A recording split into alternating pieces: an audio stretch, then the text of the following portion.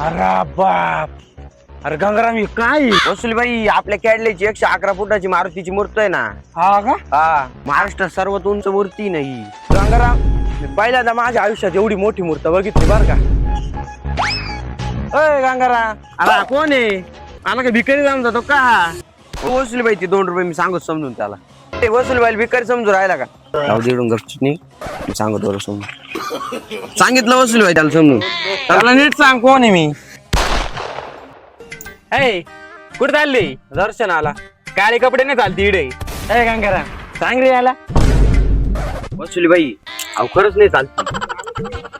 आणि तू का बरं याच्या मागे फिरतोय रे? मला 300 रुपये रोज आहे ना. 350 देतो चाल. गंगाराम 500 देतो 500.